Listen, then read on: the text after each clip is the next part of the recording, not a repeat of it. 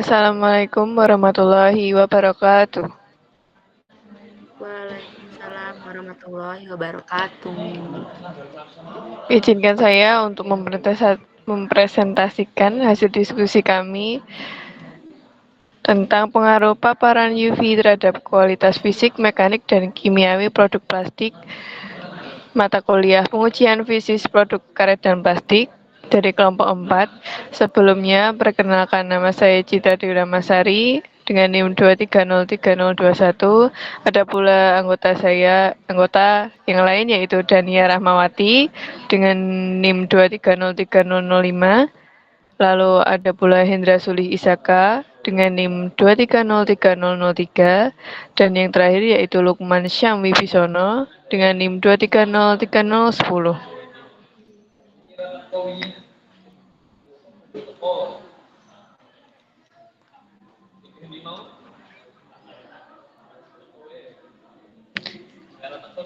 Oke, pada presentasi kali ini saya akan membacakan tujuan dari praktikum. Pertama, mengetahui cara membuat spesimen uji. Kedua, mengetahui prinsip dasar kinerja dan prosedur penggunaan UV tester. Ketiga, mengetahui prinsip dasar kinerja dan prosedur uji menggunakan FTIR. Keempat, mengetahui prinsip dasar kinerja dan prosedur uji UTM. Kelima, mengoperasikan instrumensi FTIR dan UTM. Keenam, menganalisis pengaruh paparan UV terhadap kualitas fisik, mekanik, dan kimiawi produk plastik. Selanjutnya, ada pendahuluan. Kulit imitasi merupakan bahan sintetis yang banyak digunakan sebagai alternatif kulit asli, karena harganya yang lebih murah dan mudah diproduksi. Untuk mengetahui kualitas dan ketahanan, dilakukan uji mekanik dan analisis kimia. Uji kuat tarik dan kuat sobek bertujuan untuk menilai ketahanan bahan terhadap gaya eksternal yang bisa menyebabkan kerusakan fisik. Menurut ASTM D5034 halaman 9, ASTM D4705 halaman 91. Sementara itu, FTIR, Fourier Transform Infrared Spectroscopy, digunakan untuk mengidentifikasi gugus kimia, penyusunan material, dan spektroskopi UV vis digunakan untuk mengetahui respon bahan terhadap cahaya, terutama ketahanan terhadap sinar UV. Skortes 2001, Rames et al. 2019. Pengujian ini penting untuk memastikan kulit imitasi layak digunakan secara fungsional dan estetis.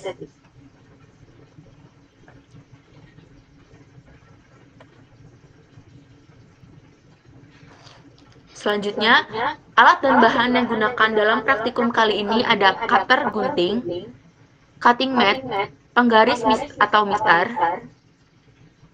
UV tester, UTM, FTIR, dan yang terakhir ada bahan yang digunakan adalah kulit imitasi PVC.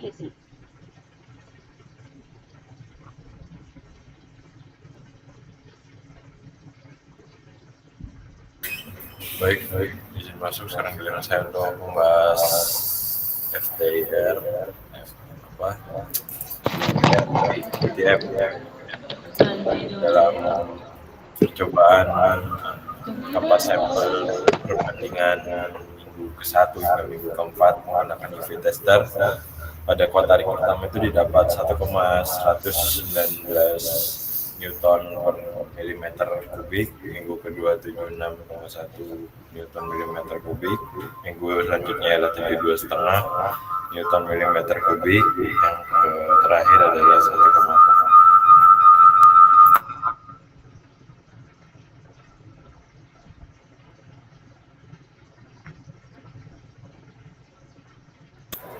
Maaf, lanjut lagi.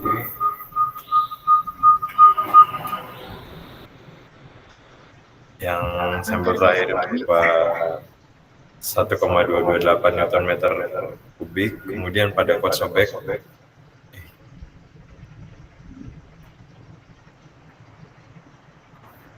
slide sebelumnya ya, pada kuat sobek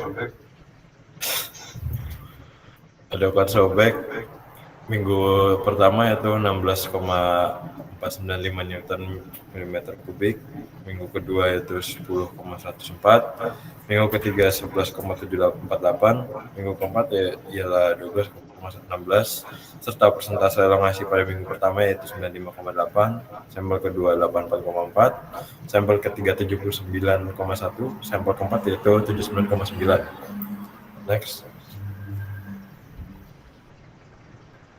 Next.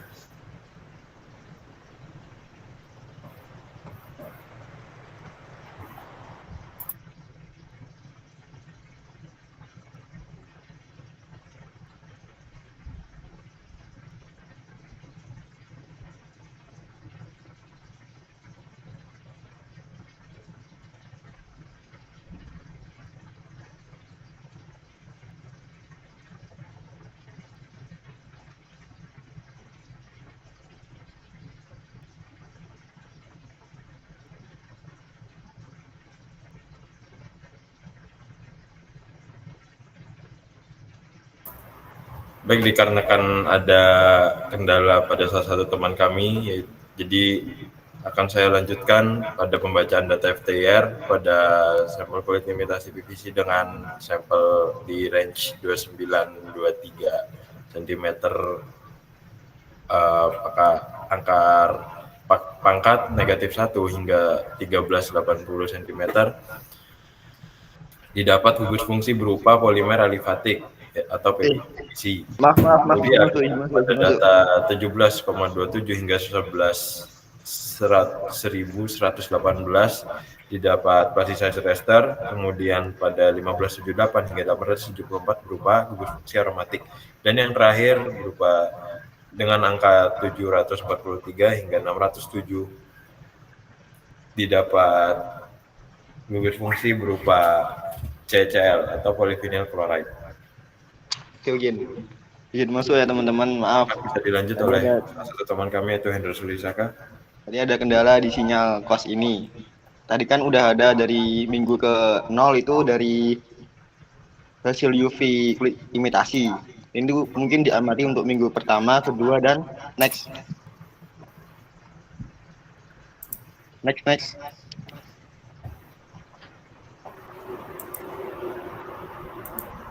Minggu ketiga dan keempat.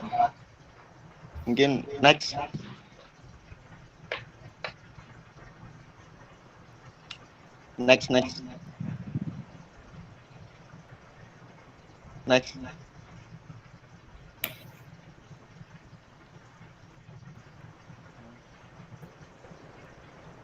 Pembahasannya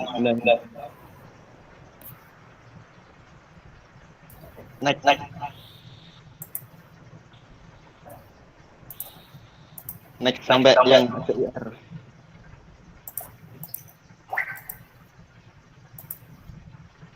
Nah, sampai sini. Jadi berdasarkan hasil FTIR dari seluruh minggu itu kan, kenapa kok sebelumnya tuh banyak sekali data? Soalnya tuh yang diuji itu ada dari kuat subek dan kuat tarik. Cuma kalau dijelasin satu-satu di sini mungkin nanti kelamaan. Jadi mungkin saya akan tarik benang merahnya itu relevansi dengan judul kan. Jadi di sini hasil FTIR itu seluruh minggu dan sampel perbandingan PVC. Dapat disimpulkan bahwa material yang dianalisis adalah kulit sintetis berbasis PVC dengan kandungan plasticizer ester dan senyawa aromatik. Gugus fungsi utama seperti CL, CH, alifatik, CO, dan CO terdeteksi secara konsisten, menandakan stabilitas kimia struktur PVC dan aditifnya selama periode pengujian. Setelah pengujian UV ini, material PVC masih stabil, namun terdapat aditif berupa plasticizer dan senyawa aromatik mulai mengalami degradasi ringan. Hal ini mempengaruhi fleksibilitas dan kekuatan tarik dari jangka panjang, walau dari minggu yang paling mengalami lonjak itu pada minggu ketiga. Kenapa kok plasticizer itu bisa membuat kulit sintetis itu menjadi tidak fleksibel? Dan bahkan karena di paparan sinar itu kan mempengaruhi pengaruh dari plasticizer sendiri yang mengurangi fleksibilitas dari kulit sintetis. Maka dari itu kulit sintetis menjadi rapuh. Gitu teman-teman.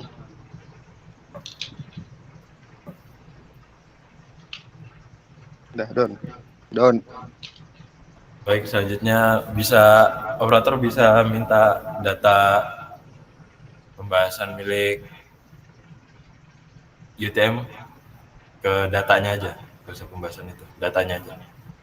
Oke, bisa diperhatikan ya teman-teman.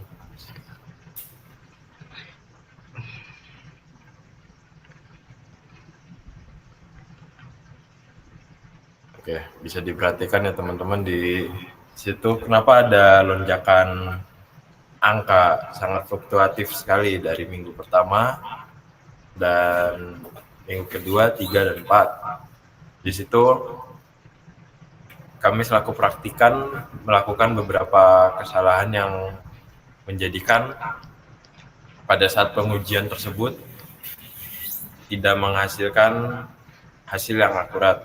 Salah satunya itu plating, penempatan pada clamping force-nya. Jadi ada salah satu bagian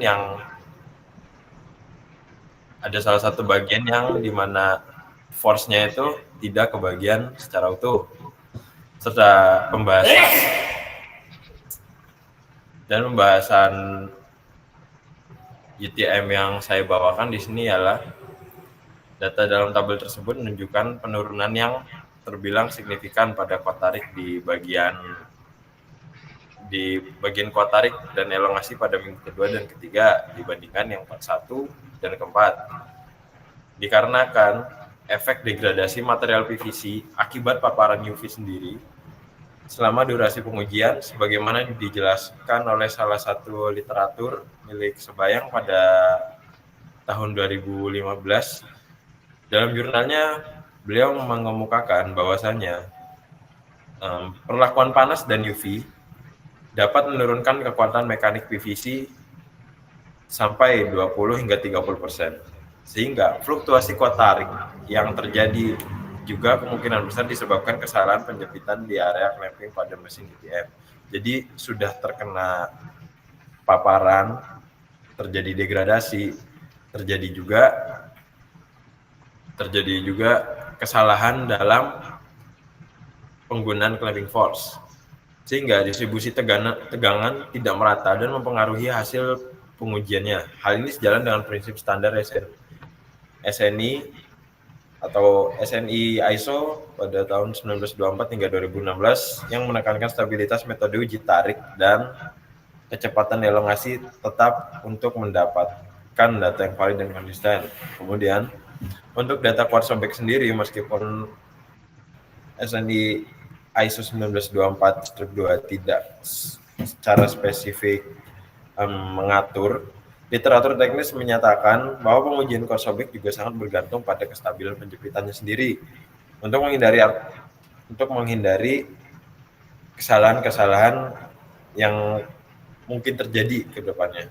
Hingga penurunan kuat sobek akibat degradasi material akibat paparan UV juga selaras dengan penemuannya milik literatur milik Sebayang 2015. Mungkin cukup itu pembahasan terkait UTM. Bisa saya kembalikan lagi ke operator.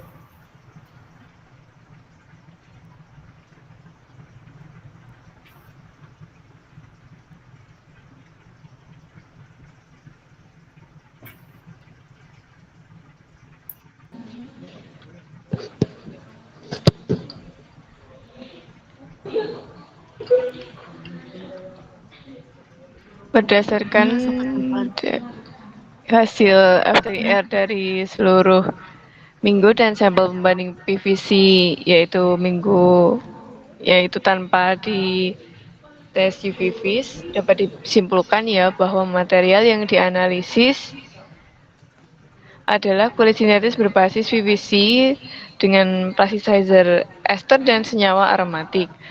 Gugus fungsi utamanya seperti CCl yang menunjukkan gugus PVC, polyvinyl klorida, lalu CHA phreatic, CO dan CO terdeteksi secara konsisten baik pada minggu pertama hingga minggu keempat yang menandakan stabilitas kimia struktur PVC dan aditifnya selama periode pengujian. Setelah pengujian UV, material PVC kami masih stabil, tetapi plasticizer dan senyawa aromatik lainnya mulai mengalami degradasi ringan. Hal ini bisa mempengaruhi fleksibilitas dan dan kuat tarik maupun kuat sobek jangka panjang walau belum parah dalam 3 minggu pertama.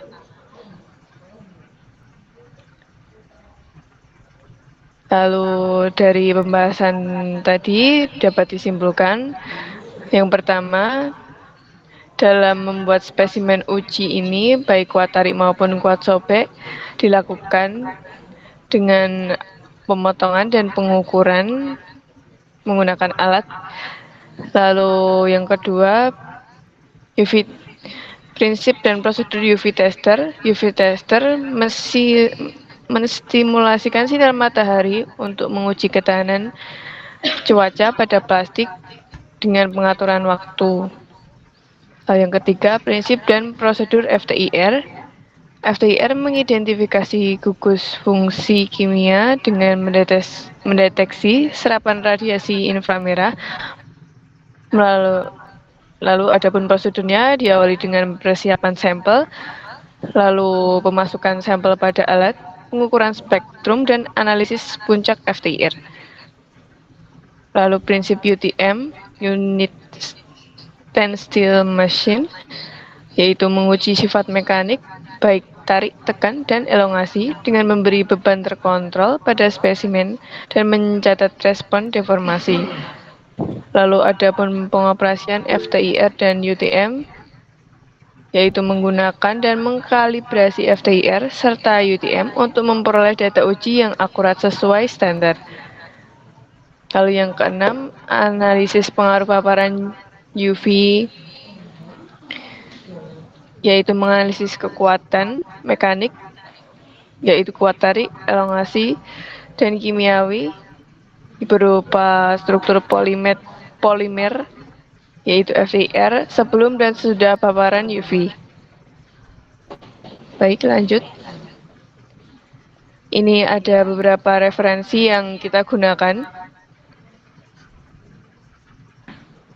Bisa lanjut, Dania.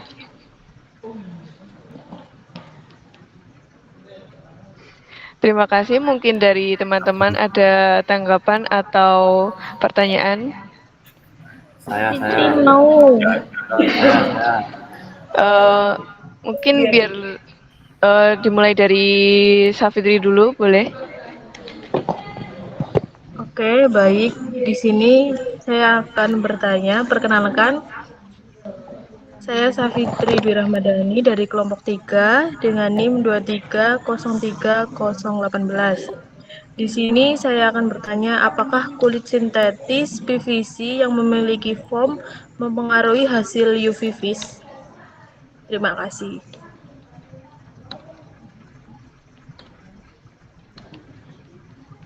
Baik, untuk mungkin ada dari yang lain ingin bertanya? Saya. Baik, untuk Arifin. Mungkin bisa digeser di pembahasan kuat tarik kuat sobek, Dok. Untuk Dania.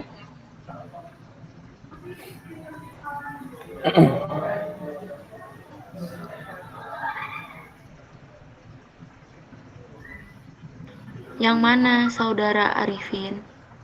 Yang tabel. Yang tabel yang dibaca Lukman tadi, Dania. Sebelum ini. Nah, aku sebenarnya cuma ini bertanya sebenarnya sih. Oh, dari data kuat tarik, ini kan dari data Kelen ini kan dia itu di minggu pertama dia kan 1,112. Nanti minggu kedua itu kan dia 76,1. Jadi itu kayaknya malah mengalami kenaikan dong, bukan penurunan. Jadi pertanyaannya? Dan intinya dari dari referensinya dia kan nggak sesuai dengan referensinya. Dan juga pada kuat sobek juga dari minggu 1 ke 4 tuh bukannya ada penuh, dari minggu kedua ke 4 tuh bukannya ada penuh, tapi dia malah ada kenaikan. Minggu ke berapa tadi? Kedua ya? Kuat sobek kan di minggu 2 ke 4 kan dia ada kenaikan malah, bukan ada penurunan. Sedangkan dari remisi penelitiannya kan penurunan kuat sobek secara signifikan akibat degradasi material. Naik. Berarti pertanyaannya kenapa bisa naik ya hasilnya? Ya kenapa kok bisa dia malah naik? Dan ini Harusnya data- turun gitu ya. harusnya kan turun. Baik.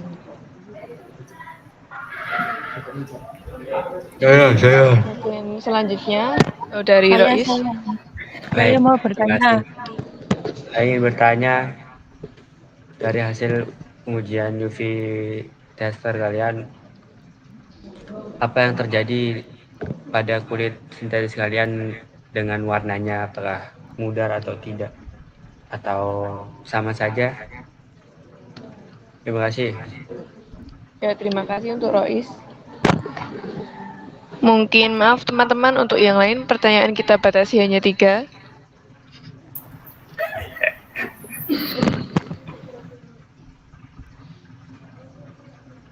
Baik, untuk pertanyaan dari Safitri, izin menjawab. Apakah kulit sintetis PVC yang memiliki foam mempengaruhi hasil UV vis? Jawabannya iya. Hal ini dapat menyebabkan perubahan pada spektrum serapan, terutama FTIR atau transmitansi yang diukur oleh UV vis juga. Lalu adanya foam pada kulit sintesis PVC juga dapat menyebabkan interferensi pada pengukuran UV vis, terutama jika foam tersebut memiliki gugus kromofor yang dapat menyerap cahaya pada panjang gelombang tertentu. Lalu ada pula porositas pada foam dapat menyebabkan penghamburan cahaya, sehingga mengurangi intensitas cahaya yang diteruskan ke detektor. Ini dapat mempengaruhi akurasi hasil pengukuran. Mungkin dari Safitri jawabannya apakah sudah menjawab? Oke, baik, untuk jawabannya sudah menjawab. Terima kasih.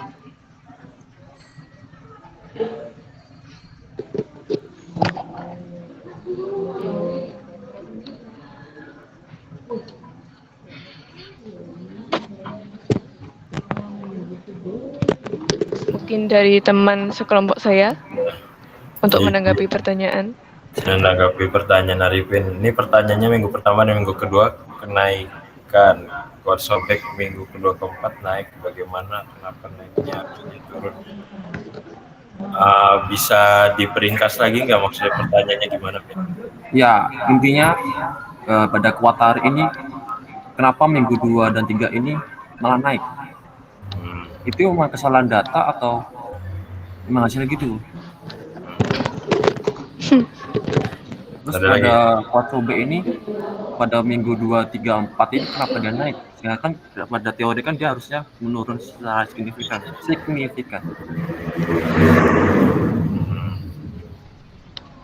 Ya, izin jawab ya. Jadi fluktuasi dari data-data tersebut itu adanya terjadi kesalahan dalam penggunaan clamping force. Jadi mau mengambil probabilitas lain atau mengambil jalan tengahnya, itu balik lagi ke faktor di luar kendali, yaitu kelalaian dari operator itu sendiri. Harusnya kuat tarik itu kan dihubungkan sama elongasi.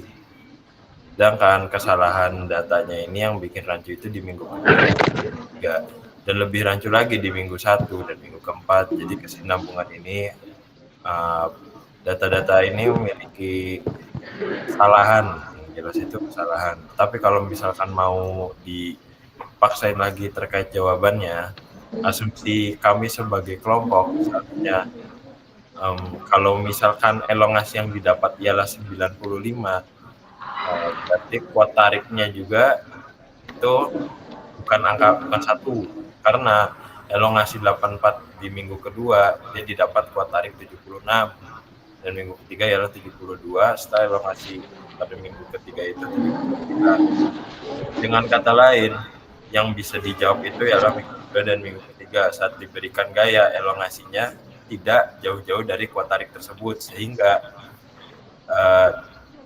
sampel tersebut terdegradasi dengan baik. Sementara pada minggu 1 dan minggu keempat itu terjadi kesalahan. Kemudian pada quad sobek itu balik lagi kesalahan pada penggunaan clamping force. Soalnya kita sebagai praktikan itu saat sudah melawan kesalahan pada clamping force, maka percuma saja untuk melakukan praktik pengujian-pengujian yang lain. Jadi mungkin itu yang dapat saya sampaikan aku praktikan di kelompok 4 dalam mengamati sebuah data.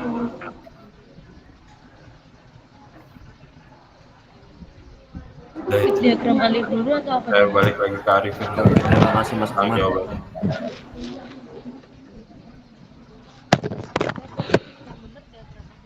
Saya akan menjawab pertanyaannya Saudara Rois. Pada kulit sintetis yang kita gunakan itu adanya pudar warna, dan saat diuji kuat sobek, patahan sobekannya menjadi pendek. Semakin lama di mesin UV vis, semakin banyak pudarnya. Jadi intinya kulit sintetis yang kita uji itu mengalami pudar warna di minggu ke 2 sampai 2 dari 2 ya, Cit? Iya. Lalu pada minggu pertama itu kurang terlihat pudarnya. Pas di minggu kedua baru terlihat bahwa perubahan warna pudar itu ada. Degradasinya tuh muncul. Mungkin dari Saudara Rois, apakah sudah menjawab? Udah, terima kasih. Sama-sama. Mungkin cukup dari kelompok 4. Terima kasih atas tanggapan dari teman-teman. Saya cukupkan. Mohon maaf bila ada salah kata. Wassalamualaikum warahmatullahi wabarakatuh. Waalaikumsalam warahmatullahi wabarakatuh. Waalaikumsalam warahmatullahi wabarakatuh. Foto bersama ya guys kita. Kelompoknya